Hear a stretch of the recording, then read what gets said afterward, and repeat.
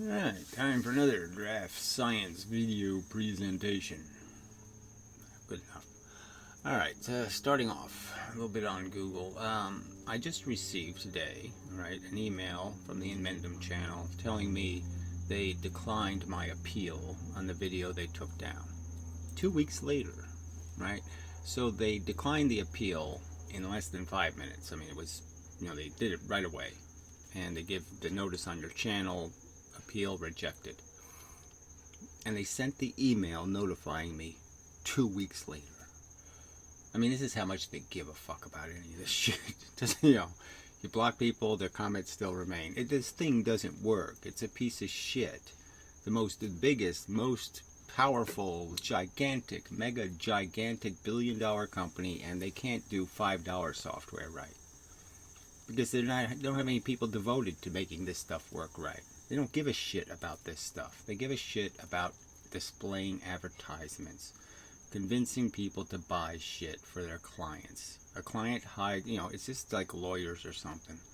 The reason why they exist, essentially, okay, as moneyed, as a moneyed industry, is to get guilty people off. It has nothing to do with protecting the innocent or defending the innocent or any of that shit or doing justice. Justice is irrelevant. They've forgotten the whole theme, which is just to guarantee a fair fight. They're supposed to be referees, essentially. They're not supposed to be, this kind of horse shit. They're not supposed to be advocates for lawbreakers. They're supposed to be advocates for the law. So it's just, everything's just so bad. And you're supposed to feel good about it. You're supposed to be okay with that. Fuck being okay with that. Alright, Baldy Catz. Alright, so you can see all these flat earth people. Why do they even exist, all these flat earth debunkers? And they're all thinking, they're so pretentious about how smart they are. And you're just saying, what is this? It's a tiny fraction of the human race that waste their time with flat earth. I mean, they're dumber than the religious. And the important fact is which thing in the world right now, which stupid idea is more important? The stupid idea of flat earth or the stupid idea of God, religions? What is threatening us the more? What threatens all social policy? What ruins our social life more? Silly fucking religion or flat earthers? I mean, there's no point in me asking the question. The answer is so disproportionately uneven. Flat earthers are zero threat. Religion is a huge, gigantic, monstrous threat. So why don't they go after that stupid idea? Why don't they go after that ludicrous, nonsensical, unevidenced pile of shit notion? Because they're cowards. Yeah, that's why. Because even their dopey little audience of flat earth debunkers still wants to believe in fairy tales and unicorns and magic, all of that crap, and they don't want to dispel magic and free will and all the little magical bullshit that people live for. So that's why they're just cowards. They don't want to pay attention to anything that matters. It's just make some money off of doopy people, make them think they're smarter than they are. Make a club of people who think they're smarter than they are. Smart club, they'll call it. They don't really have to take any IQ test. They really don't have to know what they're fucking talking about. It's just a shit-talking club. Pretentious shit-talkers with absolutely no credentials in terms of actual capacity to do a damn thing of value. To say a damn thing of value. Alright. So fuck that whole group of shitheads. They need debunking. So I should just put together a bunch of clips from regular science, right? Now, see, if I was on their dopey level, right? I thought, oh, it is just about views. Well, then I guess I should just make a compilation videos of all the physics professors drawing the two-slit pattern in ludicrously silly ways. With the two lump thing. I could just do little clips of all of them drawing it wrong, saying things about it that aren't true, and that's all I do. Just little, quick, cheap kind of shots, non-context, all that kind of stuff. Just to buffoon conventional physics, as being just, nonsense and garbage. But no, I think people can be smarter than that and know that the argument should be made better than that. That this really isn't some cartoon game, that it's the real game, and everything should be on trial. Everything should want a fair fight and to win an honorable victory. Everything should want that. It should be something we all aspire to, is to win fair and to watch other people win fair fights. No biting of the ears. Alright, so anyway, so we'll go to this comment because it's just hilarious. So some Philippi B guy, okay, no content in his channel, but he did have a playlist, so, you know. But again, another Google failure is, why doesn't it just mark this thing? He has had an account for, whatever, 12 years or something, but there's no content, okay? He's not putting up anything, he's just talking shit about other people. But he's too much of a coward to do anything himself that anybody else could ridicule. You know, where everybody else could type on his crap and say, this crazy professor should remember to take his crazy pills. I could say this dickless wonder should remember to take the dildo out of his ass. I mean, I can say all kinds of stupid nonsense. What the fuck are you doing, retard? You know.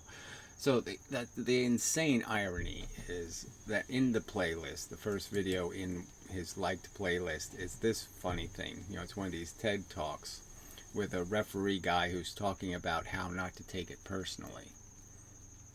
I mean, which is hilarious, right? So it's really just about, well, think about the other person and what their agenda is, and then you won't take things personally when people do something, they poo on you, or they ridicule you, or they say something nasty, or they may give you a funny look.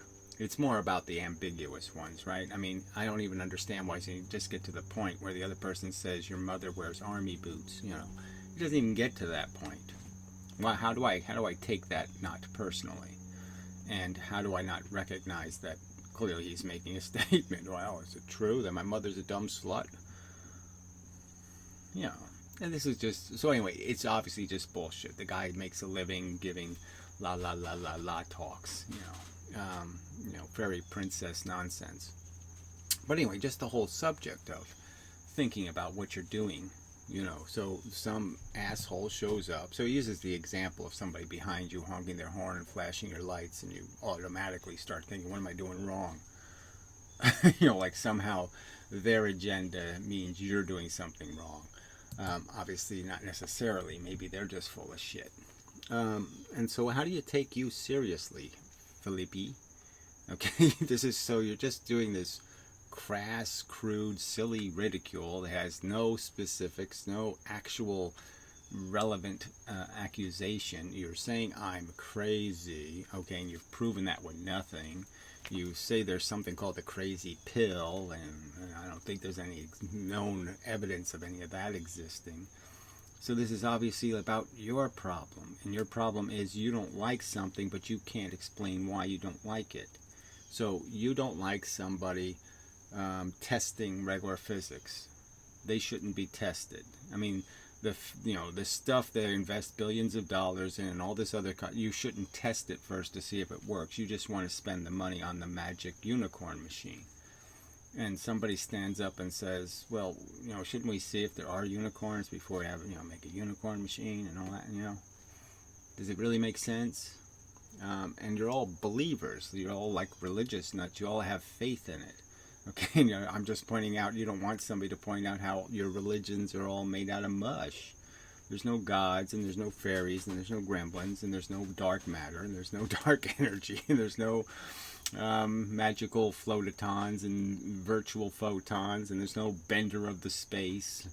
You know, you can't bend nothing, and you certainly can't bend it in 3 dimensions. I mean, you know, these are real arguments, and you're pretending they're not. I'm not saying your mother wears army boots. I'm making a specific argument to you that you're believing something that's just faith-based. There's no reason to believe it.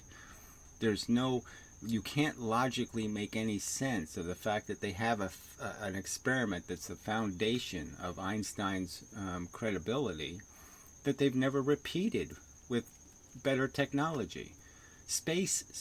A space camera, right? A telescope with a camera on it, a lens with a camera connected to it, A space-based camera has 400 times better resolution. 400 times better resolution.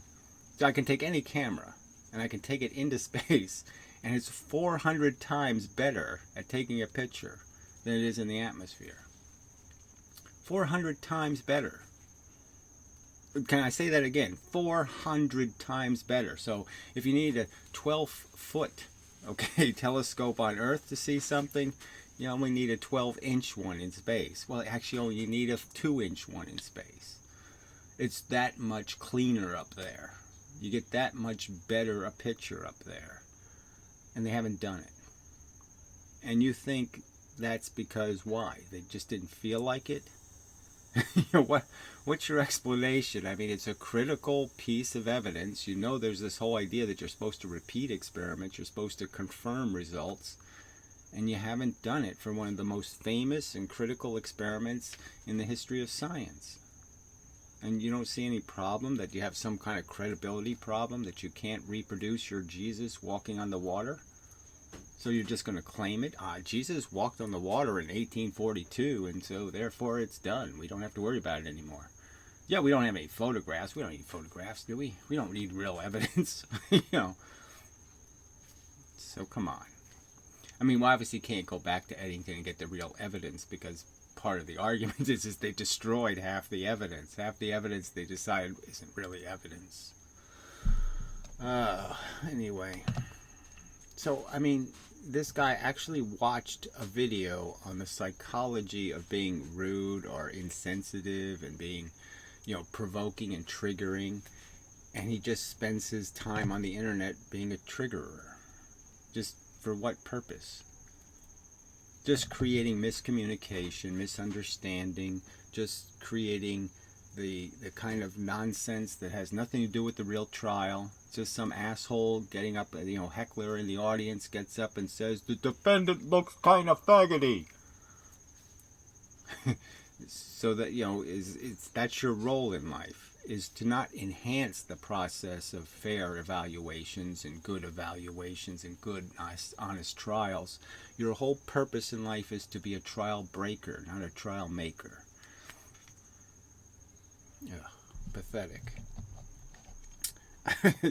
So, yes, no, I didn't take your comment personally. But the bottom line is I can't win in this circumstance, right? Me being right means, yes, you all are idiots. And I'm living on a planet full of fucking morons. I mean, really stupid people. Okay, I mean, Ben Space is really just a God theory.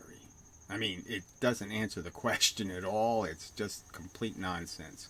Clearly dark matter. It couldn't be more God of the gaps bullshit. Not a piece of evidence that there is any of this magic substance out there.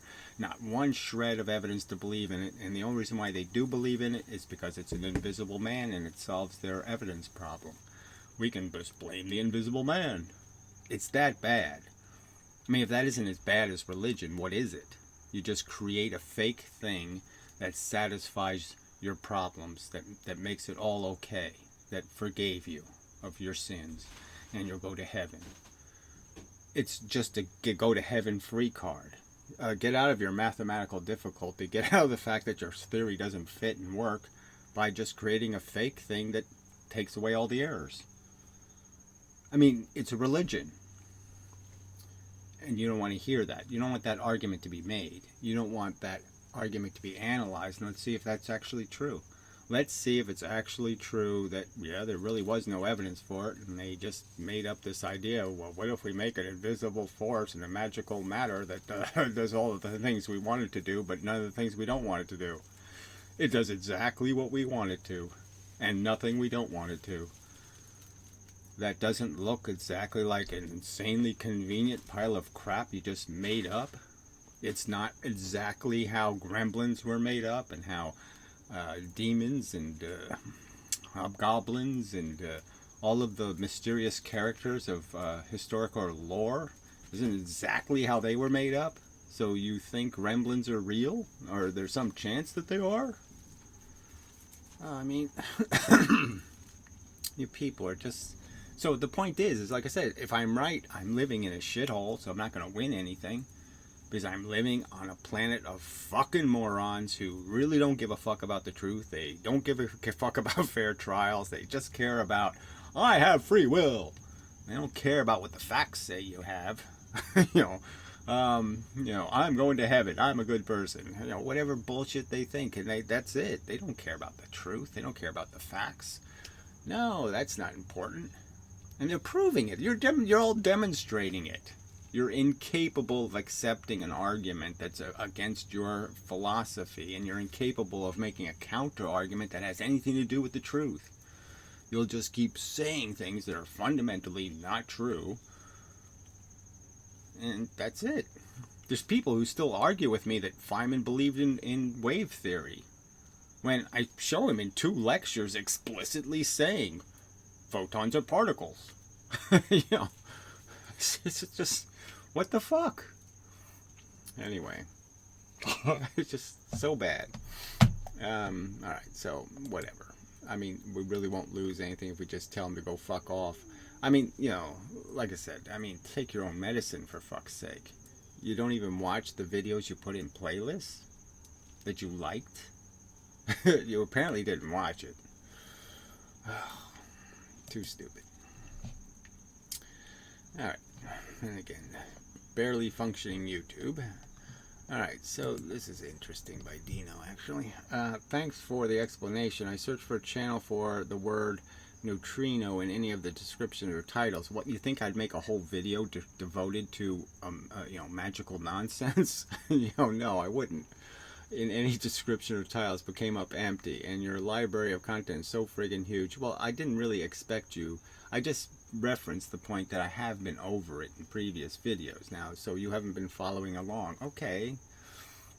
But I mean, it is in numerous videos, D. Hilster also doesn't think neutrinos have any validity. And so it's come up in just responses to statements he's made. But anyway.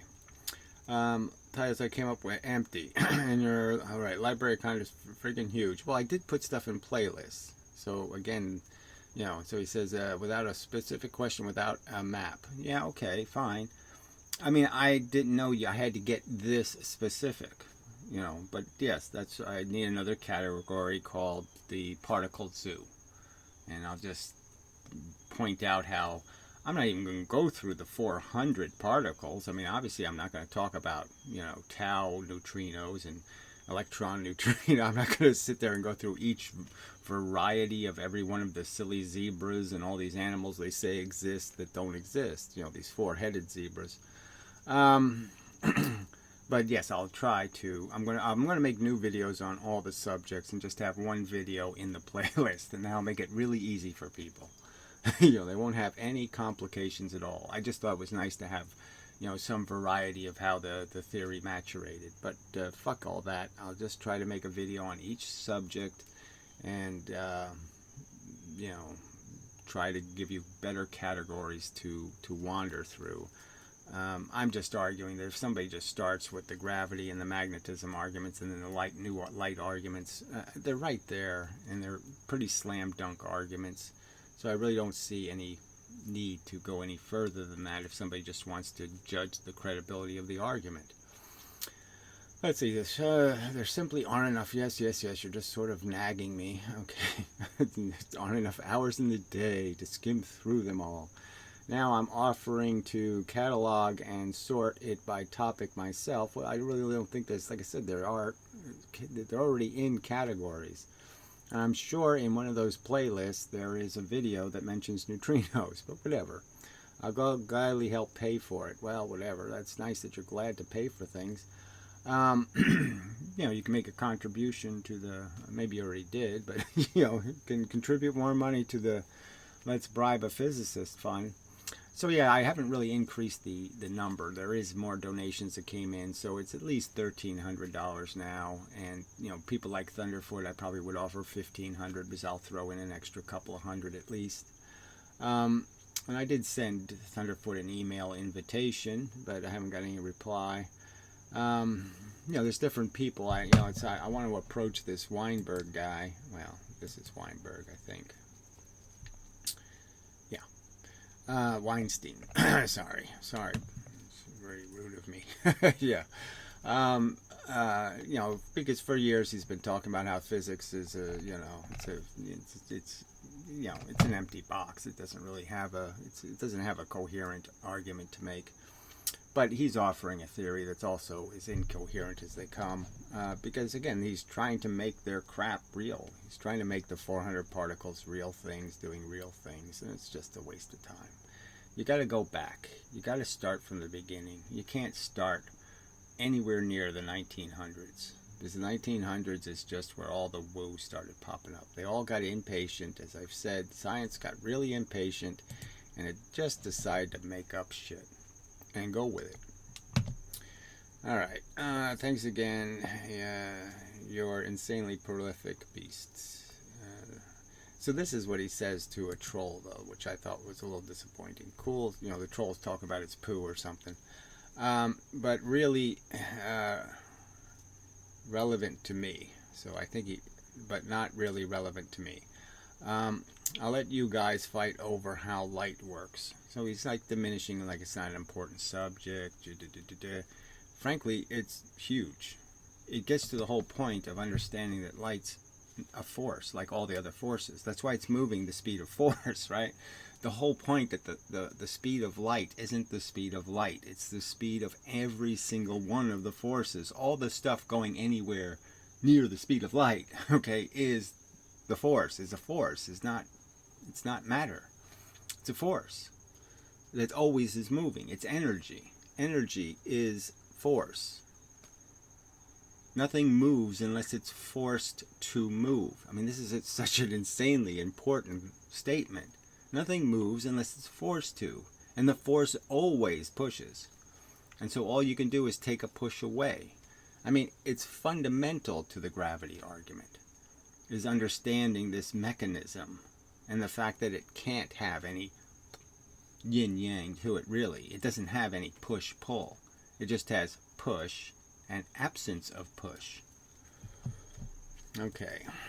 I'll let you guys fight over how light works. I just really enjoy pondering gravity as a mechanical force. You know, to each his own. You know, obviously, I like anything better than a silly religious story about bending some piece of crap that doesn't exist. Not too many other places to do that, and counter to what you might expect, I've learned a ton of legitimate, universally agreed upon physics along the way. Yes, there's a lot of conventional physics that isn't wrong, and it's all been in my videos, so yes, you can't help but learn some regular physics by watching the videos. Therefore, I'd argue that subatomic particles is one topic where it actually makes sense to teach the controversy. So I don't think it makes sense to just point out the facts and the stories are two different things. So avoid stories and try to concentrate on facts. What does the experiment actually do? And let's have a conversation about what people say it might be caused by, and let's compare as if we don't know the answer, as if we haven't already said God done it. So let's actually look at the world before we say God done it, okay, and actually see, well, does the world say God did it, or is that just something you're saying? Okay. And I very much enjoy the lively way Gary and his audience, some of them anyway, do exactly that, so sue me. Well, whatever.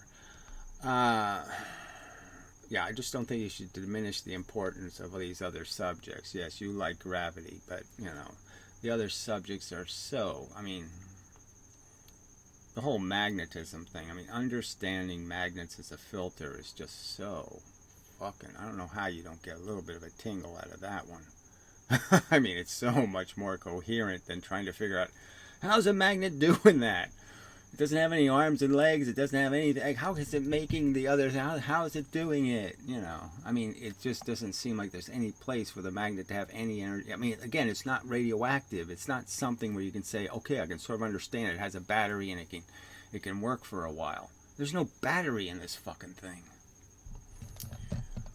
All right. So this is a, you know, this is you're an Egypt, a retard. So I blocked him, but his comments are still showing up, which makes little or no sense. But anyway, we'll deal with this.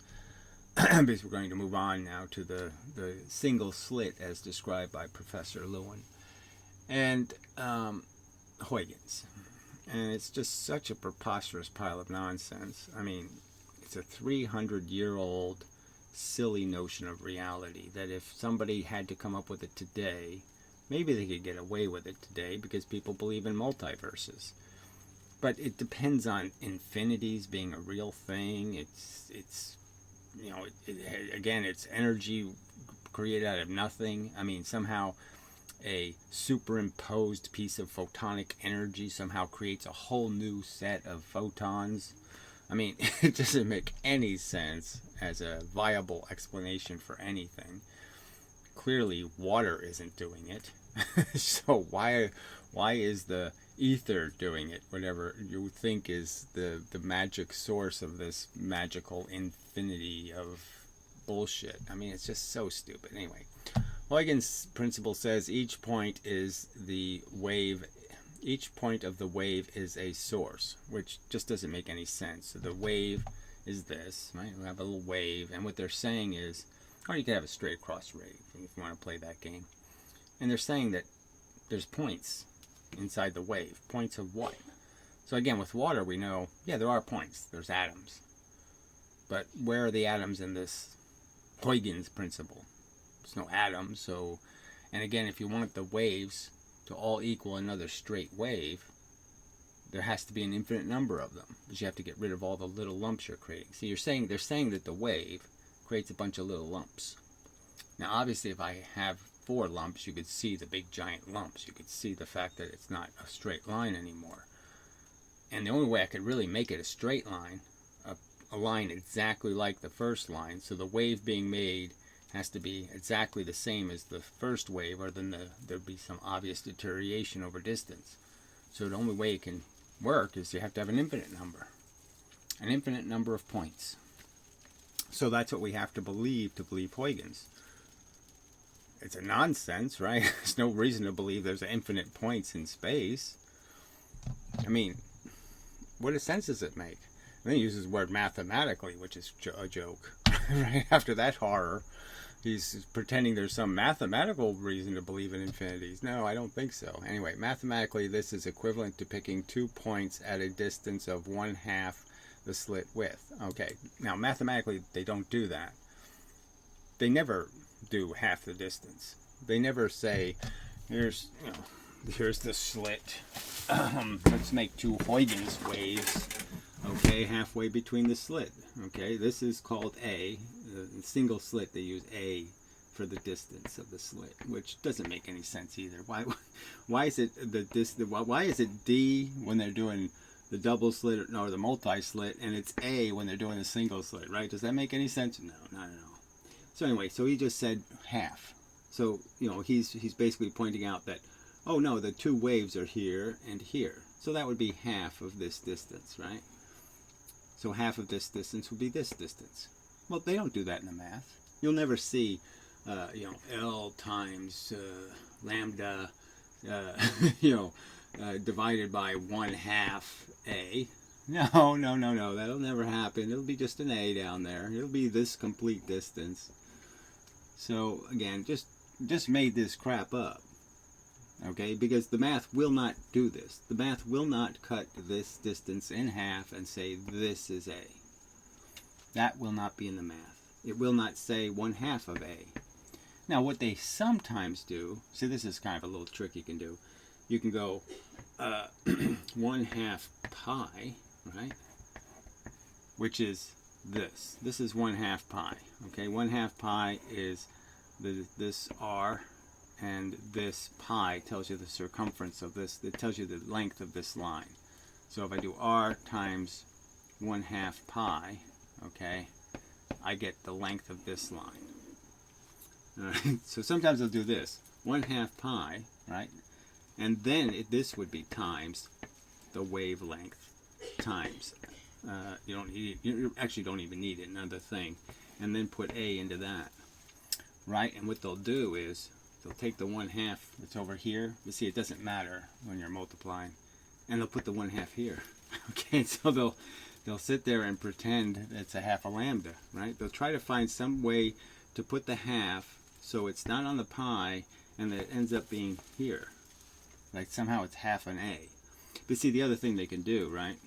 I mean, the simple way to find out the length of this line is just do the pi thing, right? 1/2 of a pi times this r will tell you the length of this line.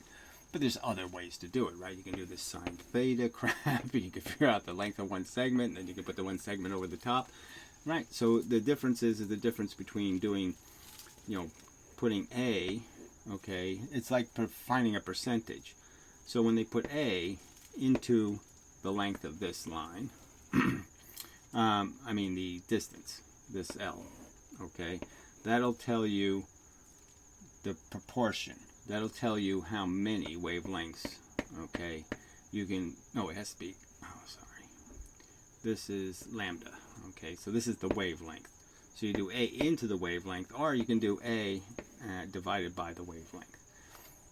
And the two things are the same. They're the same. They're just reciprocals of each other. So this gives you a percentage, right, of how big it is of the whole segment, right? So this tells you a percentage of the whole segment. This distance, well, this distance will tell you this distance will be proportional to, all of them are proportional, so that's why you can use any one of them. But the point is, this is giving you a percentage, and this is giving you an actual distance. But it's the same relationship, you know, which one you divide into each other. You can do it either way and get a number that's telling you the same thing effectively. And so those are all the little tricks of math that make it possible for them to pretend. But I'll show in the video how it's just a pretense. This isn't real. And you can see the obvious crap. Well, anyway, let's finish this. So if you were right, the envelope pattern would be half as spread out as the double slit, in the double slit, than what we see. It's not true. I mean, I've drawn it and I will draw it again, but it absolutely isn't. What he just said here doesn't make any sense. There's absolutely nothing wrong with this theory. Yeah, so I will draw it again. It works perfectly in the double slit. There's no complication here at all. It's a perfect explanation of what you end up with. You have two openings, which means you have 4 surfaces. And the point sources are going to be the surfaces, just like their math. This is their A in the single slit. These are the sources, the edges of the slit. There's no doubt about that. The edges of the opening. Those are their distances, and this is your other distance. So now you've accounted for the 4 point sources, and the clear argument is there's only 10 wavelengths, let's say, in there. So you'll get 10 nodes starting here, right? And I have to start in the middle, so that, you know, this is where it always goes a little funky, right? Because the first lines are this way, right? So that's your 0. The funny part is if as I move these lines this way, okay, they actually get a little longer, right? This line is shorter than the straight line. So obviously this point isn't really in the picture, right? It's outside the box, and then it gets back to the right size again, and then it does the 2 lines. So if you really should, I guess I really should just make the string thing. Because all this really is about is the length of a string. Okay, so you just make the string, and you realize that as you move it, one string gets longer, one string gets shorter, and that's all that happens here. You know, that's the basics. And the trick is, though, okay, as you're going this way, this string gets longer first, and, well, no, actually it does get shorter. So it just keeps getting shorter and shorter and shorter and shorter. So if you confine it to a string, so you can't screw it up by doing this thing, then there's no problem. But anyway, let's get to the real core of this argument. So it perfectly matches. So there's 10 notches, let's say. So you make just 10 notches on here. And obviously the notches are just saying where's the constructive. Okay, so let's just make this 5 instead so it's easier to draw. And you know that that there's a full wavelength of distance between the constructive and the destructive. And this ending point is your remainder. So Lewin actually says it's always 0 here. It's not 0 at 90 degrees. There's always a remainder. These 2 points are never, they can be exactly an even number of wavelengths. I mean, I could take the wavelength and put it in, divide 500 into this distance, and it could go in evenly. But there's likely going to be a remainder. Whatever the remainder is what's over here. But anyway. Alright, so let's say you got 4. So there you go. There's your pattern, 4. Alright, that's your envelope. Then you have this distance, which obviously has a bunch more wavelengths in it. So your little blocks are going to be much, much smaller. And then so they're going to make little, see, I did it again. I started this one again. This one has to start. This is constructive. The middle of the constructive, okay, is here. The middle of the constructive. The middle of the constructive. And these are all supposed to be the same distance. This distance, the middle, the middle, the middle. All right. So that has to be understood. You can't put the middle in the wrong place. This is the middle of constructive. Well, that really. Oh, these lines are not coming out straight. All right. So maybe I had it right and I just killed what was right. Obviously, this is the middle of the constructive. Okay. And so then you're just going to superimpose this, okay, smaller blocks on top of that. So it'll be a little block here, and a little block here, and a little block here, and a little block here, and a little block here, and a little block here. And what you're going to end up with is you'll see wherever there's a missing piece here, this little block won't be seen because it's only getting 2 contributions. 2 contributions isn't enough. So the theory is, kind of obvious, that because you have an impediment in the middle, you're blocking most of the light. So most of the light doesn't get to the experiment. So it's dim. The light goes through here. So this pattern is dim. And the fact is that when you only get 2 contributions, right, there's only 2 contributions here, right? These 2 points make an empty spot here. So the only one you're getting is the contribution from these 2 are creating that little spot there. But it's missing this. So there won't be any photon here. And there won't be any photon here. And there won't be any photons here. But you'll still have a pattern here because, in between these 2 little blocks, yeah, there's this. These 2 are making a contribution, but you 2 plus 0, it's no photon here, right? So all 4 have to line up for you to see light. And those are the spots you see. And that works perfectly. It explains the pattern perfectly. There's no missing piece here. It's all here. That's it. That's all you have to do. And the more slits you just make another set of little dots, another set of little squares, another set of little squares. And what you end up with is pyramids, essentially. Where you have the envelope pattern first, and then the next size, and then the next size. And at certain locations, okay, 1 wavelength difference on this pattern, they'll all line up again. And then they'll all line up again here. And they'll all line up again here. And they'll all line up again here. And they'll all line up again here. And where they all line up is where you see one of those circles in the multi-slit experiment. So that's what's deciding, is the fact that they become harmonics to each other, in the sense that they realign every certain number of digital moves. They realign again and create photons that you can see.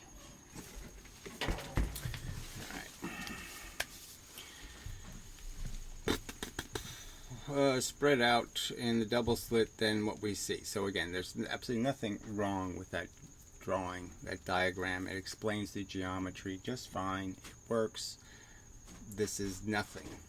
If you deny this, then you must believe in a massive conspiracy. So there's more nonsense about a conspiracy. So I think religion's a conspiracy? No, I don't think it's a conspiracy. The fact that you people want to believe in nonsense and woo and baby talk, it's a conspiracy that you're babies and retards and morons? No, it's not a conspiracy that you're ignorant and stupid and you really haven't paid any attention. You haven't analyzed any of this stuff. It's not a conspiracy. Ignorance isn't a conspiracy. It's a failure on your part. And the fact that you don't know you're ignorant, again, Dunning-Kruger, you're too stupid to know how stupid you are. And that you're just talking out of your ass in a desperate effort. You're not doing this out of some kind of reasoned effort. You're doing it because you desperately don't want me to be right for some reason. Not only do you hate me and want me not to succeed, but it probably goes deeper, that you really do want the woo to be true. Okay, involving thousands of engineers and scientists. So again, that's just absolute horseshit. I'm clearly not saying they're conspiring. They're not meeting with each other to talk about how should we fake it. They're just too stupid to know they're contriving it. Well, some of them know. Like I said, you don't think Veritasium knows, oh yeah, I have my photo detector turned all the way up. He doesn't know that the dial has a dial, like 0 sensitivity to ludicrous sensitivity. It has a dial. And then he had to crank it up all the way to ludicrous sensitivity. So he did see himself doing that. And he probably said, why do I have to do that? I shouldn't have to have it on ludicrous sensitivity. I should be able to do this experiment at, mildly ludicrous or, less than ludicrous sensitivity. I should be able to do this experiment. But he just didn't care because it worked. And, you want to call that a conspiracy? I just call it the conspiracy of just shape evidence. Everybody shapes the evidence. Everybody puts a context on the evidence. Everybody wants to distort it and pervert it. You must quit if the glove don't fit. They all want to do some simplistic, moronic crap to make it appear one way when everybody knows, oh yeah, I've had dried leather gloves. I know what happens to those. Get them wet and then dry a piece of leather. Yeah, I get it. The glove ain't quite the same size anymore. Fuck the truth, okay? Just go with the distortion and the perversion because it gets you what you want in the end, which is to live in fairyland. Okay, I don't know how you continuously make mistakes so egregious. So there's no mistake you've illustrated in any way whatsoever. There's nothing you can point out about how this doesn't work. There's just no way you can, because it works absolutely the way the experiment comes out. It has no flaw between it, the mathematics, and the outcome. It fits. The point sources are clearly the surfaces. And if you put a wave on those surfaces, obviously a wave would be irrational in those locations. It's clear. You said they're putting half the distance, half A, in the math. No, they're not. You won't find it. You won't find any half A in the math. I'll show you Lewin doing it. I'll show you there's no half A. Okay, anyway. Continuously so egregious as to what you've done here. Anyway, so more crap. So he puts in capital letters, the math uses 2 point sources 1/2 the distance apart. I'll show you Lewin. I'll show you there's no half the distance apart. He doesn't say A is half A. Okay, there's no such thing in the math. And I said the only way you can make the math look that way is when you recognize that you can do all of these calculations in 1/4 of a circle. All of them are relevant to 1/4 of a circle, and that means 1/2 of pi can be part of your equation.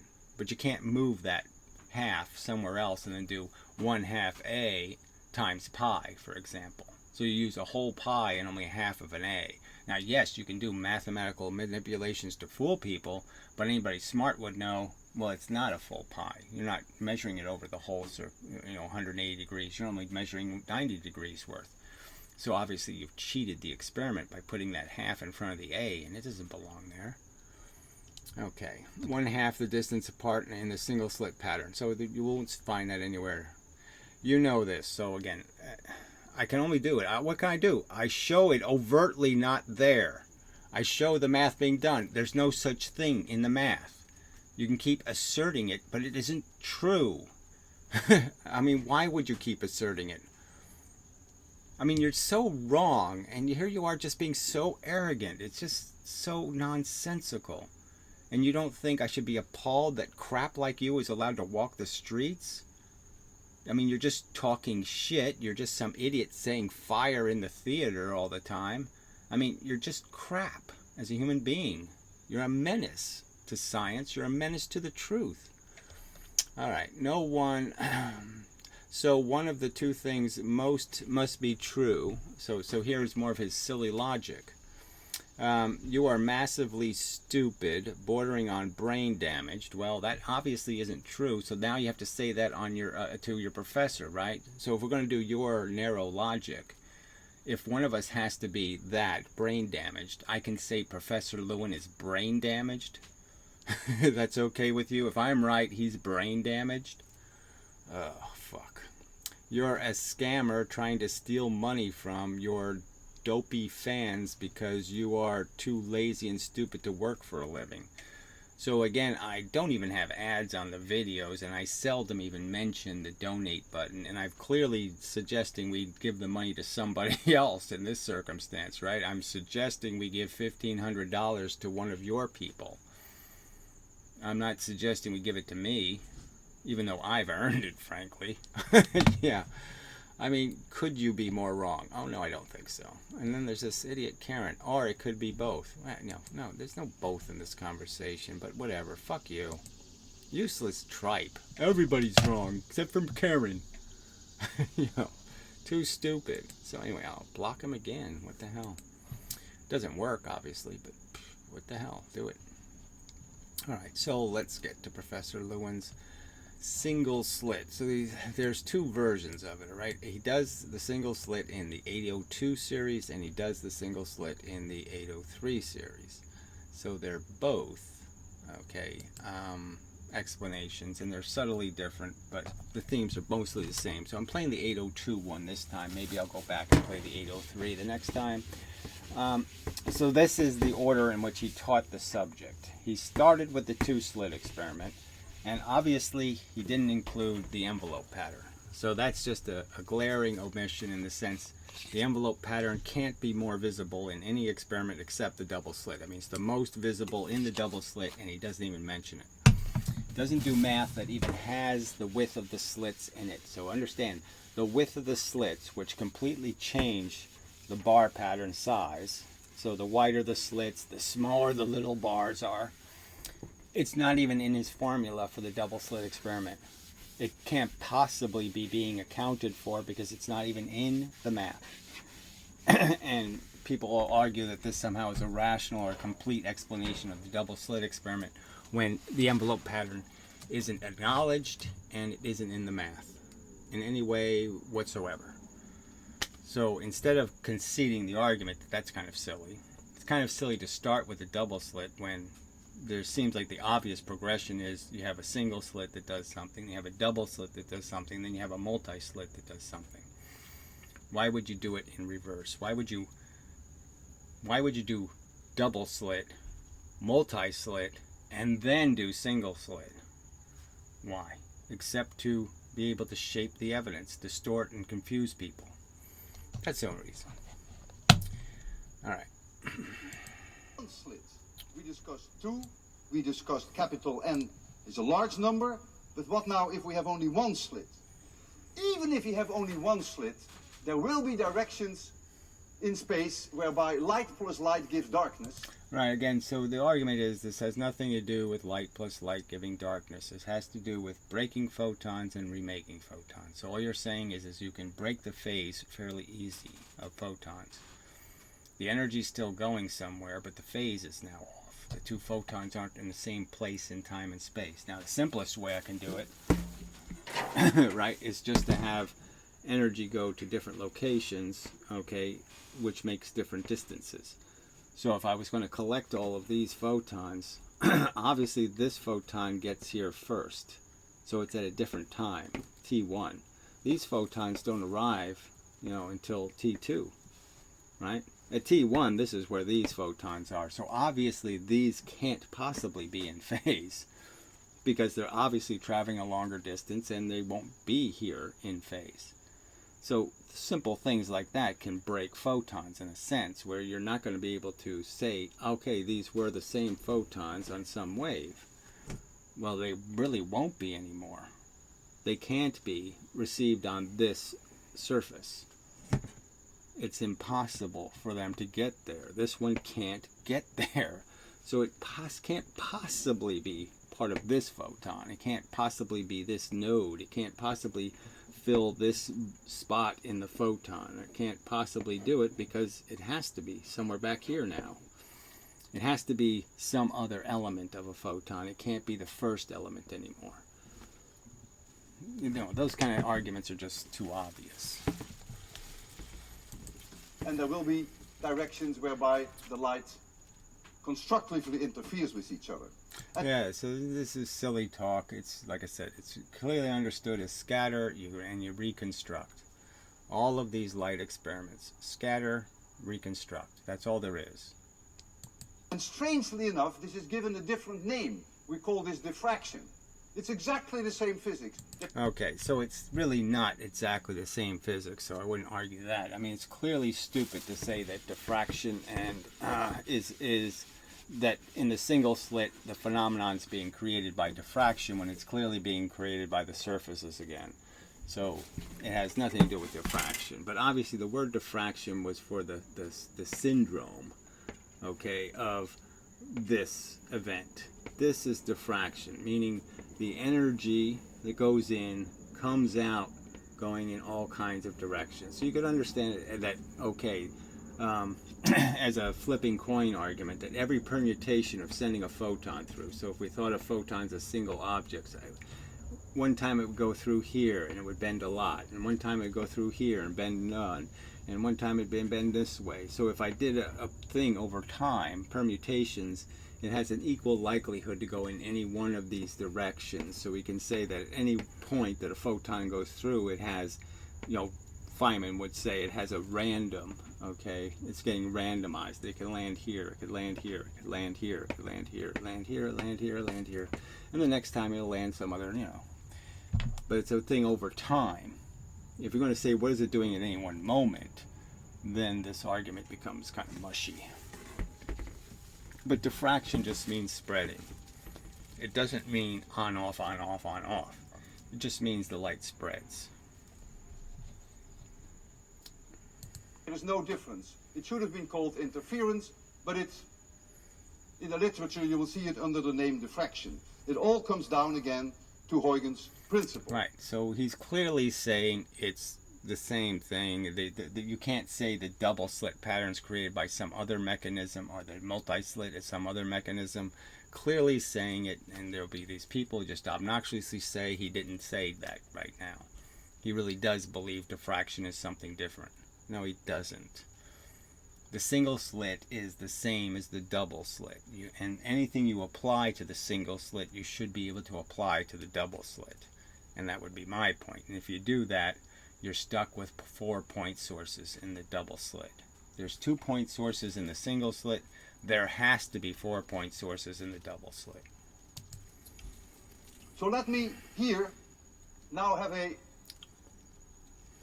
single opening, and this opening is a slit perpendicular to the blackboard, and the opening is A in size, a single one. And the plane waves come in, and Mr. Huygens says that all these sources here are all going to be emitting the lights at the same frequency, the same wavelengths, and they will all be in phase with each other. Right, an infinite number of imaginary points will make new photons going in all directions and create new round waves that will create another straight wave when you add them all up, and you know, it just doesn't make any sense at all. Because these plane waves arrive here all at the same time. And so I could now ask myself the question, at what angle? So again, so he draws the normal.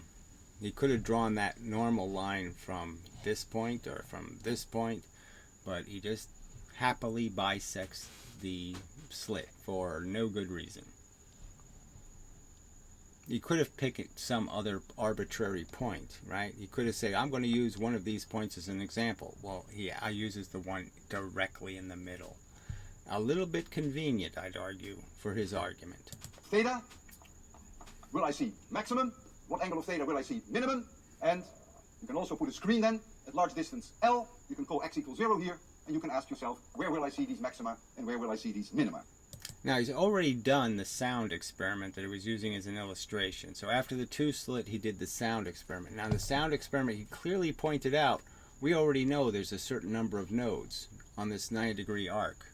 So we already know, okay, there's a limited number of points, dependent on how wide this slit is, that will have constructive interference and destructive interference. There's a limited number of them.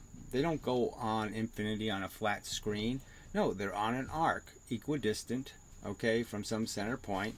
There's an arc. You draw that arc, and on that arc is where your pattern, the math is describing what's on that arc.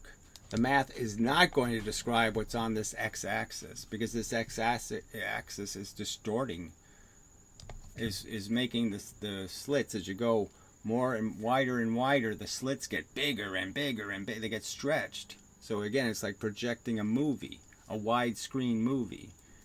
You can't do it, right? I mean, unless they change the shape of the screen, or unless they make the movie deliberately made for projecting and distort it, put a lens in it that distorts it, re-distorts it. There's no way it's not going to project the movie correctly. You're going to get distortions if you project it on a flat screen. You're going to make the lines way too long. You're going to change what photons are actually making the pattern. The photon that would be on the curved line will be a completely different set of rays. A completely different line vectors will land here than will land over here. The two vectors will be completely different. To derive this, in this case, it's not easy.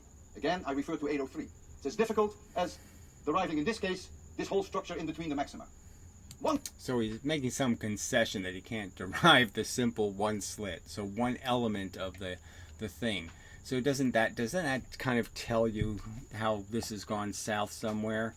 He's saying that the multi-slit, okay, you have a whole bunch of them, 100, 1,000. You have 1,000 little slits. Now you can understand figuring out where all the light ends up going when there's 1,000. You can understand why that's as difficult to derive. But he just said it, the single slit, just one tiny one of those is just as difficult. How can that possibly be possible? How can one element of 1,000 things be just as difficult to derive as the whole 1,000? Doesn't that sound a little bit specious? Yes. One thing is obvious, and that is that you've got to get a maximum that is non-negotiable when theta equals 0. That's simply... So theta, arbitrary theta, right? This doesn't mean anything. Theta just means the angle that you're going from any one of the points. It doesn't mean anything. Say theta equals 0? What the hell are you talking about? Those two straight lines won't even converge, so that doesn't even make any sense, right? I mean, theta equals 0, that means the two angles are 0. That means the two lines go straight, a millimeter apart, and never combine. So how could you have a maxima there? The thetas from the 2 point sources can't possibly go to the same location, right? I'm just pointing out these details just because later he's going to draw something that's so obviously wrong and so obviously full of shit. I'm just trying to explain how he was able to make that full of shit drawing. So if I say theta equals 0, so I have 2 points, right? I have the slits. And it doesn't matter where I pick a point from, right? Here, here, here. It doesn't matter where I'm picking these points, right? Theta. Theta equals 0. That's a straight line. Theta equals 0. That's a straight line. Theta equals 0. That's this. Theta equals 0, right? It's the amount of difference between the lines. There's 0 difference. Well, how am I going to make a photon if I'm sending, right? How am I going to have constructive interference if they're not going to the same place? That's impossible. So it clearly won't be theta equals 0. Okay. This angle and this angle clearly will not be theta equals 0. Right? Clearly can't be. Theta equals 0 will be here. And theta equals 0 will be here. Alright, so you have to understand that this is a maxima at something, a negative theta. You're going this way instead of that way. And this one's going that way instead of this way. So, I mean, you know, it's kind of obvious. Again, as I pointed out, this line will actually be longer than this line. This is actually your zero line. Your longest line is actually here. This line gets, I mean, your shortest line, sorry, didn't mean to make confusions. All the rest of the lines, well, it depends on which way you're going from which side. Well, it doesn't really matter. The point is you can sort of understand this straight line, okay, has to be your shortest line. And all the rest are longer lines. All right. I mean, all the rest going the opposite direction are longer lines. Any line going this way is a longer line. Any line going that way is a longer line. Obviously, when you're going against, you know, your own thing, then your line's getting shorter. See, again, the string argument just solves all of this because it automatically does it for you. So you just put two pieces of string, right? And you just mark right here, you just put marks on it for this distance, right on here. So you just put this distance on here as marks. And you start as this being 1, you know, the first maxima. And then you have the second maxima, the third maxima, the fourth maxima, the fifth maxima. Then you just move your string, and it'll automatically hit these notches, and you'll know those are the notches where it's constructive interference. That's simple. It's a matter of symmetry of the problem. If all these sources are in phase, clearly you're going to get a maximum here. No one will. All right, if all of these sources are in phase, clearly you get a maxima there. No, you don't. Okay, so again, it's a statement, but it doesn't mean anything. You get a maxima from all the locations. So he just said all the sources. So he's saying I could take a point from, so draw it his way. Okay, this is the way he draw it. Oh shit, I'm sorry about that. I fucking gotta remember, I gotta move this damn thing. Alright, I hope that doesn't matter too much for the previous explanation. So this is the two source, the distance. Now we're saying Huygens source, Huygens source, Huygens source, Huygens. So what he just basically said was, it's always a maxima here. Well, not from this point and this point, it won't be. It'll be destructive. From maybe this point and this point, it'll be destructive. Those two lines won't be a complete wavelength in difference. So lots of them, 50% of them will be constructive and 50% will be destructive. And the same exact thing will be true for over here. 50% of them will be constructive, 50% of them will be destructive. If I pick random points, I'll get a 50-50 result for every single location I could make here. I can find two vectors from inside of this slit that'll create a 50-50 relationship between the ones that are in phase and the ones that are out of phase. So, you know, it's just a nonsense. Obviously from here and from here, okay, that's equidistant. Yeah, there has to be a bright here from here and here, but not from the Huygens sources. Half the Huygens sources won't be creating a bright there. Half them will not be in phase. Question there. The minima is very tricky. And the minima will... So you see, why would the minima be very tricky, right? We know that the maxima is, say, here. We know that a full wavelength away, okay, proportional on the longer line, we know there's a maxima there, and we know there's a maxima there, and we know there's a maxima there, and there's a maxima there, and a maxima there. Why would the minima be complicated? It's halfway between the two maximas. The minima is halfway between the two maximums. It's the same thing, right? I can go from peak to peak, that is constructive, constructive, that's one wavelength, or I can go from trough to trough, and that's a wavelength. Those two distances are always consistent. Fall the following locations: the sine of theta of n. So instead of just figuring out what the sine of theta of n is, right, picking your angle, he's saying he's going to predict it. Okay, so it's what the equal sign means. He's going to predict it with a different equation. And the equation is nonsensical mush, and I'll show it. Equals n times lambda divided by a. So again, no half a here, okay? There's no half of an a.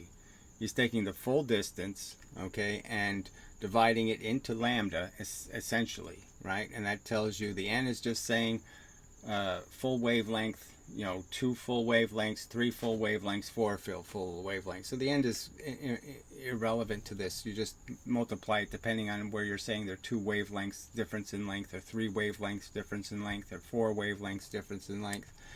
So you just basically have the same percentage equation. You're taking a big, huge number and putting it into a tiny number, and you're going to get a percentage, a 0.7 or a 0.6 or a 0.5 or a 0.2. And it's just telling you what percentage of the line for each node. So how many of those percentages go into your total will tell you exactly how many nodes there are. It's just telling you how many out of 1,000 there be. It's like a baseball average or something. It's just going to tell you out of 1,000 what percentage of each node is of the 1,000. If it's 10, it's 1/10, right? If it's some other node, it's, you know, that's all it's going to be. And for small angle approximation, this is the same as theta n in radians. And when you see that equation... So again, for small approximation, this is where they get into huge mistakes, right? Is the same thing as theta n. Well, that's going to give him the right in this next step to say the radius is the same as the circumference. Now, does that make any sense? No, not at all. They're not the same thing. Okay, now we're talking about really long distances, and really small changes. So obviously, over small changes, the difference between a centimeter and 1.2 centimeters, you could say it doesn't matter, but it's still wrong. It's still the wrong line to put the wavelength in. The one you're reading it on is the circumference. You have to multiply it by 1/2 pi or 1.5. You have to do that to get the right answer. It's a whole half off, but it doesn't matter because, again, it's a small difference, but it's still inaccurate. And there's no reason to be inaccurate, except to confuse. Your first reaction should be that maybe I goofed by a factor of 2. Because your first reaction will be, that's the same equation that we have there, and then we have a d there. And so how can we have minimum here where we have maxima there? Exactly. That's just absolute horseshit. See, he's going to try to put the first... Well, I'll show you. I mean, it's kind of obvious. But we'll see. Well, the situation is different. No, it isn't. Okay, you can't change the rules. A wavelength has a certain distance. You can't make it half the distance arbitrarily just because it makes you capable of drawing something wrong. And that's what the best way that you can see that that equation is not wrong is perhaps the following. Suppose you take the angle theta 1. So that's for n equals 1. So this won't make any sense. So n equals 1 is one wavelength from the center 0. We already know the center is a bright. Okay? The center is constructive. That's 0. He's saying 1. That's one wavelength away from the center. One wavelength away from the center has to be a bright. There's no choice. One wavelength away can't be destructive interference. It's not possible. Then the relation that you see there will tell you that this source here, this Huygens source, and this Huygens source have a difference in path length of lambda. And so you will then say, aha, that's constructive interference. They don't have a difference in path length of lambda. So again, that doesn't even make any sense. We just pointed, well, at n equals 1. Okay, 0 is the center, so 1 is one wavelength away. Right. And it has to be a bright. That's true, but that means this Huygens source and this Huygens source will then have a difference in path of half a lambda. Right, so now he just made up this one in the middle as a half a lambda. Well, who cares? What does this source have to do with these two sources? So these two sources we know are constructive when we go one node away. One wavelength away, those two will be constructive again. So we know those two are constructive. So why do I care what these others are doing? I already have my constructive. So he's going to pretend that because I can put one here, here, here, here, here, here, here, here, they're all destructive, that I somehow undid, I can put one here and here, and it's constructive. I can put one here and here, and they're constructive. I can put one here and here, and they're constructive. I can put one tiny centimeter away from this one and one tiny centimeter away from that one, and they're constructive. I can do exactly the opposite to point out that, yes, half of them can be constructive, and half of them are going to be destructive. So how have you made the 0 point not constructive? It's still constructive. It turned out constructive. So obviously this math is a pile of shit. It's absolute nonsense. I mean, he's trying to convince you that somehow I can't arbitrarily pick 2 points that do exactly the opposite for everything I point. I can find 2 that don't create wavelength difference in the path lengths, and I can create just as many points that will create exactly the same wavelength difference. So it's completely based on an insanely vacuous notion that somehow every other point is destructive, and the only 2 that are constructive are at, wherever those 2 point sources, the 2 big ones, the 2 end points are the only ones that are constructive, and every single other point is destructive. That's a fallacious notion. It isn't true. I just make them proportional to each other, the same distance from the center, and all of those points will create constructive interference. Every single point that is the same distance from that middle point will create constructive interference at one wavelength away, at one node away, at N1. At N1, they're all going to be constructive. And of course, I can create imbalanced ones that'll be destructive, but it's going to be 50-50. They will kill each other. And that means this Huygens source and this Huygens source will have a difference in path length of 1/2 lambda. So they will also kill each other. And so in this upper half... Right. So it doesn't make any sense, right? Because all I have to do is say, but this one, if I put the X here and I put the X here, those 2 will be constructive. And if I put the X here and I put the X here, those 2 will be constructive. So again, this is just a nonsense. Every single one, all this infinity is always half constructive and half destructive. You can always put these x's in places where it'll be destructive and constructive 50-50 on every single location I pick. Every single place I go on this line, I can find 50% of them that will be destructive, and 50% of them will be constructive. Because it isn't a sensible argument. It's a nonsense. It doesn't work. There's always one Huygens source which will kill the one at the bottom. And you can do a similar reasoning for the angle theta 2. And so that is indeed the correct equation. No, it's absolute nonsense. All I had to do was put that X in a different location to just do this source and this source from the same distance. As long as I keep it equidistant, they're all going to be constructive. So he wants to make them destructive, he puts them on uneven distance.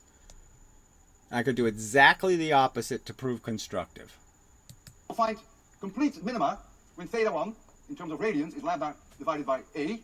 Right, so we know that that's the basic. That's just telling you if I have an arc, okay, what percentage of any line I create, what percentage of the line is the node size. So it's just basically telling you how long as a percentage, right? It's going to give you a point number. You're multiplying gigantic, okay, something in meters into something that's only nanometers, right? So you're going to come up with a 0.0 number, and that 0.0 number just means what percentage of whatever total line the whole thing has to travel over, whatever that total line is. It's telling you what percentage of that line is a wavelength. That's all that's doing. It's not at all interesting. It's just telling you a percentage. It's just telling you what percent of the line, okay? It's just saying, look, you have a line. You have a point A and a point, you have a distance. That's the distance, A. And you're just dividing the distance into the wavelength. We know how long, that the wavelength is a certain amount of distance. So you're just saying this is 500 nanometers here, right? The wavelength. And I'm just dividing this full length into that to get the percentage. What percentage of this distance is one wavelength? And that's all it's going to tell me. What's the percentage? And the same is going to hold true for this line. The same is going to hold true for this line.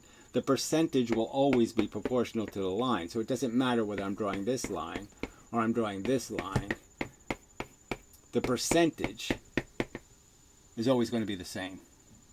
The percentage of increase in this distance will always be the same. The percentage of distance across this arc will always be the same. And the place it will not work is on the on the flat screen, because the flat screen, they don't stay the same. The proportions are distorted. But all the other lines, the proportions will be exactly the same. Theta 2 is 2 lambda divided by a, and so on. That's where you find your minima. And if you convert that into x, where they actually fall on the screen, well, then x1 will be, for small angle approximations, L times lambda. Right. So this is a complete nonsense. All right. So he's doing the measurement. Right? L is the length of the line. Right. L is the distance between the arc. Okay. So L is here's the experiment. Okay. So L is this distance, or you could argue this distance. Okay. So if you're going to do the circle. All right, that's L. L is this. It's the radius. Okay, L is the radius. And so he's sitting here and saying, well, no, I'll multiply the percentage times the radius. Then he's going to get a percentage on this full line. But that's not correct. This is the line it's going to be displayed on. So he has to first do L, okay, times 1/2 pi. Okay, then you can do times lambda e, and divide that by a. That's the correct equation. All right, and obviously somebody could manipulate that equation if they chose. Okay, to come up with something, you know, to move this half. They can move this half anywhere they want. They could put it at half L. You know, they could take it anywhere they want to, and you'd get the same result. But this, you know, or half the wavelength even. You know, they can move that half anywhere. Doesn't matter. All right, but this is you have to do the circumference. This is the real distance on the screen, and in a sense, and obviously on this flat plane, the math won't even be close to the truth. Clearly, this notch will be this size here, and this notch will be huge. I mean, I can't even draw it. It'd be so big, right? And these are supposed to be proportional distances. Obviously, they're the same distance each time. So obviously, it's wrong for so many reasons. It's wrong for him to say the math works on a flat screen, because it clearly doesn't.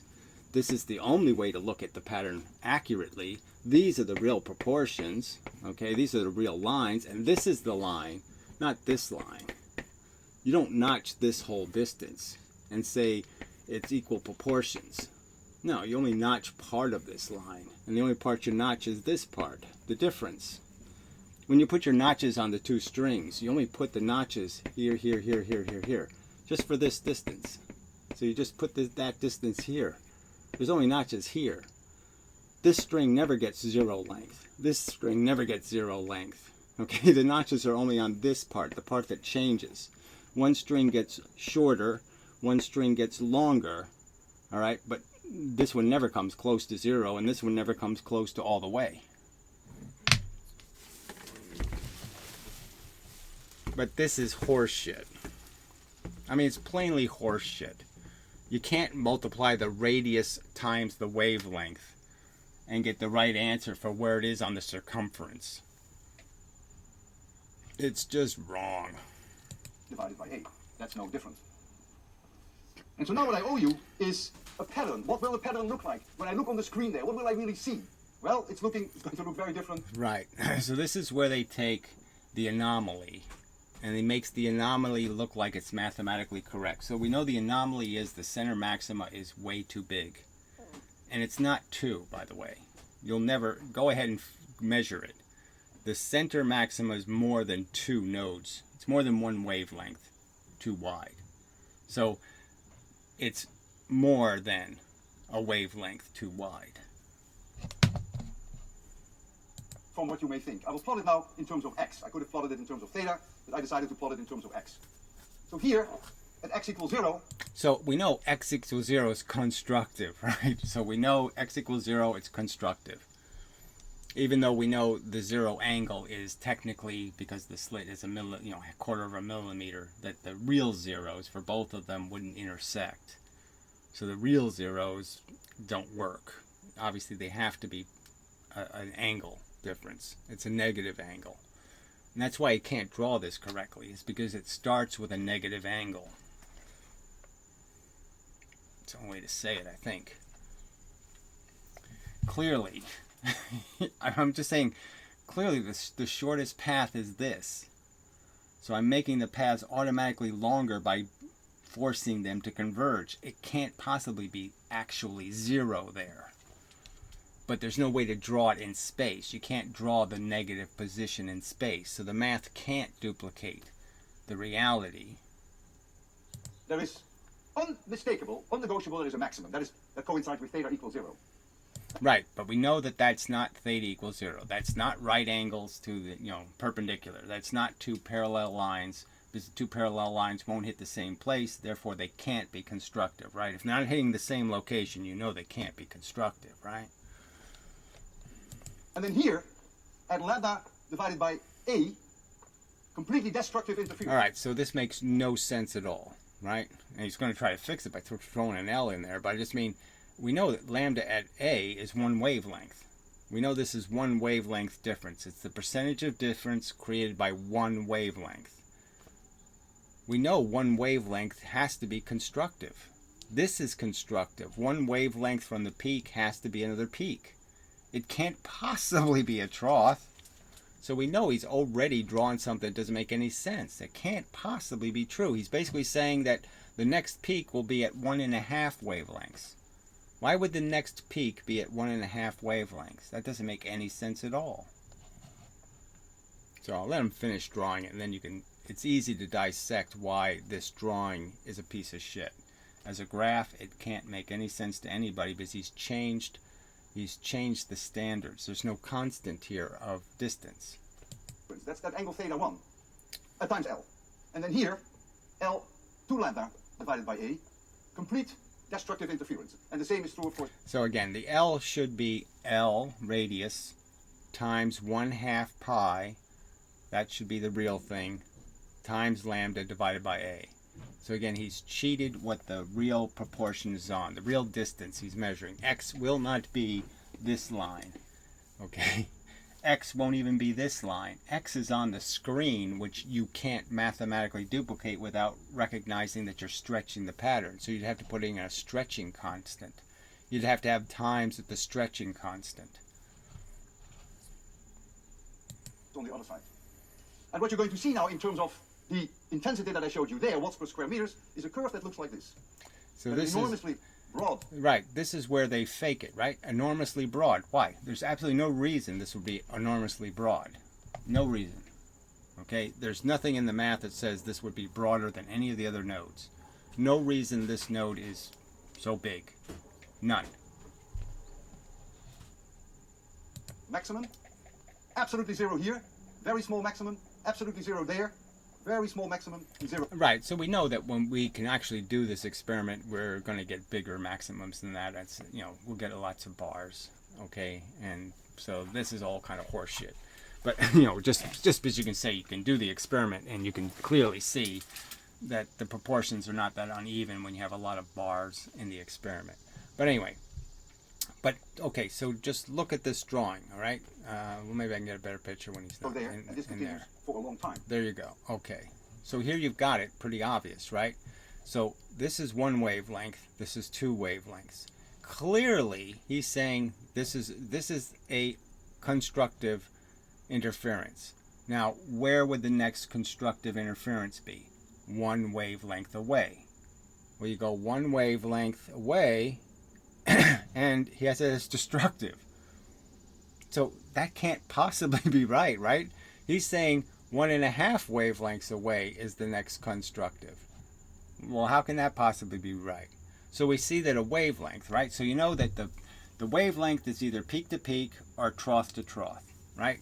So if we go with this drawing, trough to trough is this tiny distance. You see, this is a trough, this is a trough. So the L1 and the L2 are at troughs, and it's this much distance. That's one wavelength. Look at the peaks difference. That's one wavelength.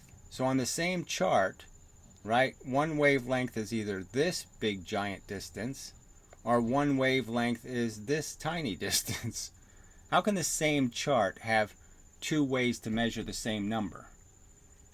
It's not possible this is rational. So he just arbitrarily broke the proportions by drawing it really distorted.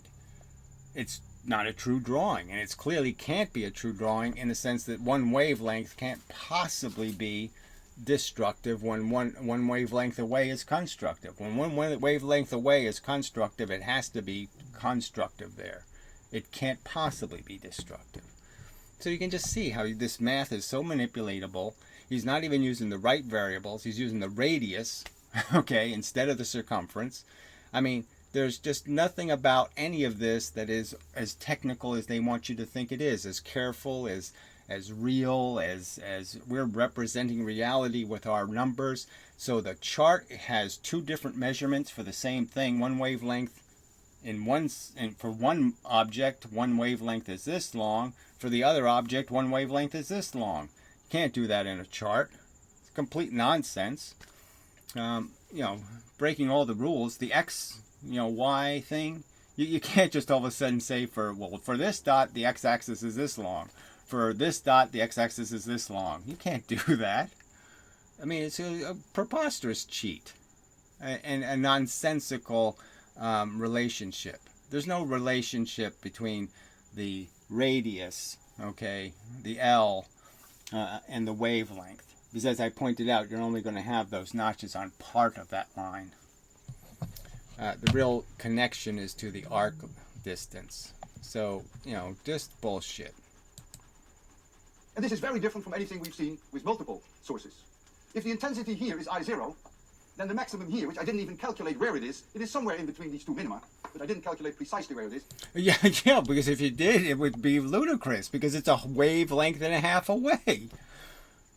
It can't be there. A wavelength and a half can't be a maxima.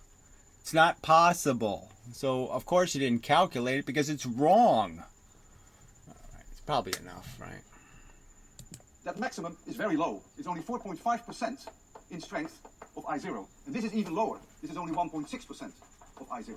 So, like I said, if you do the experiment, you know that these numbers can't be quite right, because you can view 40 little bars, and the 40 bars are going to have a very continuous amount of brightness. They're not going to degrade by 70% from one bar to the next. You'll not see any such thing as a 70% degrade. I mean, this is a huge degrade. 4.5 to 1.6. Imagine what the next number is, 0.2. I mean, it just doesn't do that. So when you look at a diffraction pattern, we call this a diffraction pattern like this, you will see a very broad center maximum. Right, because you drew it wrong. No other reason. It makes no sense. It's a shitty chart with a broken standard. You change the length of the ruler. Then you see these dark spots on either side, and you see light coming up again in between them, sort of sub-maxima. And so the width of this center maximum, this width, which is really x1, that width is then L lambda divided by 8. So now it's x1, which doesn't make any sense, which is supposed to be the same as n1. Right? So again, that doesn't make any sense. N1, you just declared it as being a destructive. So it can't possibly be anything called an x1. All right. So anyway, just... And if you want to be picky, you say, well... so it's L times lambda divided by A. That's the same as this. L lambda divided by A. That's destructive. It just doesn't make any sense. The center maximum is really twice that much. Fine, be my guest. But this is... Okay, so again, and if you look at the patterns, you'll notice it's not twice as much. It's more than twice as much. So we know that the cause of this wider maxima in the center has nothing to do with what he's claiming it has something to do with, which is making a felonious chart. It really has to do with the laser in the singles. See, if you do it with the impediment and have the same distance, you don't get that big huge bar in the center anymore. All right, it goes away. Same 2 point sources in the same location. So it's exactly the same math, right? There won't be anything that you change in the math. If I put an impediment in instead of an opening, the math is exactly the same, right? The distances are all the same. They won't This is a really, really important point, right? Because this just debunks all of the nonsense they talk. The lies, they keep arguing some mathematical catch. There's no mathematical catch here. None whatsoever. All right? And it gets rid of all this Huygens nonsense. It all goes away. All the bullshit goes away when you just think about the two circumstances mathematically. All right? Here's two circumstances. I make an impediment this distance, and I make an opening this distance. They will use exactly the same math. Okay? They won't change a single thing in that mathematics for these two experiments. Not a single detail changes, not a single thing changes. What does change is the pattern. Okay? So their math will be identical. They'll pretend there's Huygens sources here. Okay? Oh, there's billions of Huygens sources going right through the impediment. That's what they'll do. There's billions of Huygens sources going right through the impediment. Or, they'll pretend there's an infinite number of them here. An infinite number of Huygens sources. Well, that doesn't really work when they're pretending these slits are less than a wavelength. So that won't help them any. All right, so just understand, exactly the same math will be used. They'll use exactly the same it'll go L2, times lambda, okay, divided by A. They'll use exactly the same math. And when he draws this chart for this pattern, somehow the chart will be rational and the humps will be in the right place and they'll be proportional, right? Okay. And then when he draws this pattern, somehow the center hump is big giant thing and that's the whole thing. So somehow exactly the same math, exactly the same A, exactly the same distances, everything will be exactly the same. The vector lines will be exactly the same. Everything will be exactly the same. And when he draws the chart of it, this chart will look this way, and this chart will look this way. How come? Well, because the fact is, if I use the single impediment, guess what? The central maxima isn't bigger. Nope, same size. You get just a doot, doot, doot, doot, doot, doot, doot. Okay? And if we do it this way, then I get, the big thing in the middle, doot, doot, doot, doot, doot, doot. What's the obvious difference? Well, the obvious difference is this thing lets light in, all right? A bunch of light goes through this opening. This one blocks all the strong light, okay? So obviously all this big thing is here, that's just the laser beam spreading. When I have an opening, the laser beam spreads as it goes out. It gets bigger. So the laser beam is just making this big wide center maxima. That's all. It's just the laser beam diverging. The light that goes through without hitting the surfaces, without being interfered with by the surfaces. That light goes straight through, creates an image, and it just blocks out these bars here. Just blocks them out. So you just see a big hump here instead of what you're supposed to see, which is individuals. That's the explanation. But again, the same math. Don't be confused. There'll be absolutely nothing different about this math, and yet they'll claim that same exact math produces these two different patterns. How can exactly the same math, exactly the same formula, exactly the same analysis of the same variables create two different graphs? How can they do that? They can't. Simple answer.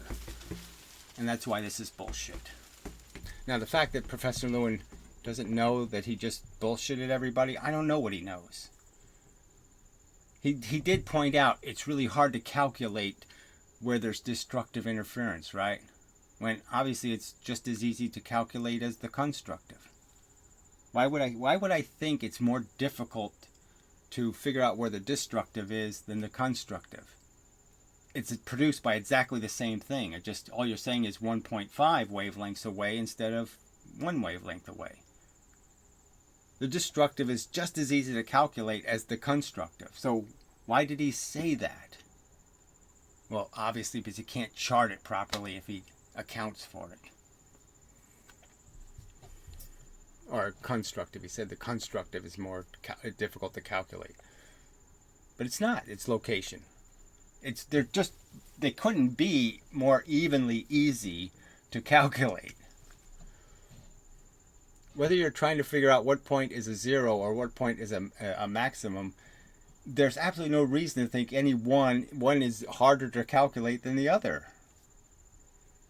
They're based on exactly the same thing. You're just saying 1.5 instead of 1. All you change is 1.5 instead of 1. Alright, so.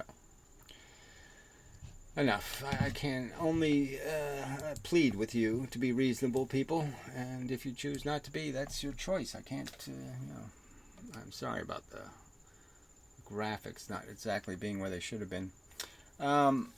So anyway, so what I will do in future, in the next few days, is I will start making videos just devoted to the single subjects: gravity, magnetism, electricity, and then, you know, magnetism's kind of got more than one subject, so I just do basic magnets, and then you get into the lens law thing. So yeah, maybe a lens law video, and then I don't really think I need to make the other video on, you know, paramagnetism versus diamagnetism and all that shit, because you know what, it's basically all bullshit, so it can be ignored.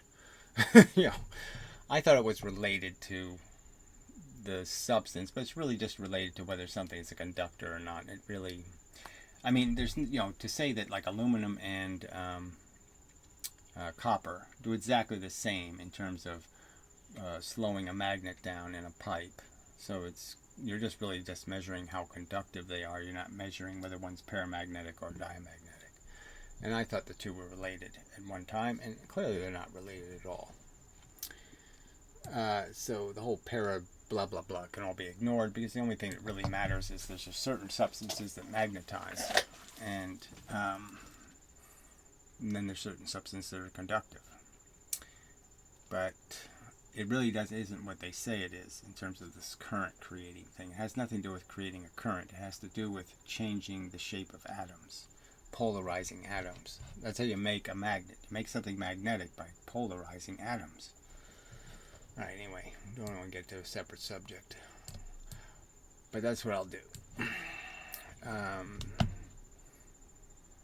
And just narrow the argument to those, what's said in those videos. See, the only downside is there's a lot of content in here, little bits and pieces that'll get missed in trying to make one video on the subject. And so there'll be some value lost, but it's probably not enough value to worry about. So, till the next time and such. But I mean, just obvious nonsense. Caught. I mean, he's caught. Like I said, if he was going to draw the same exact math, and he was going to draw what a single impediment does, he wouldn't make that big giant hump in the middle. Same math, same exact vectors, same exact angles, same everything, and yet he'll draw it completely different. Fail. I mean, that's just bad science.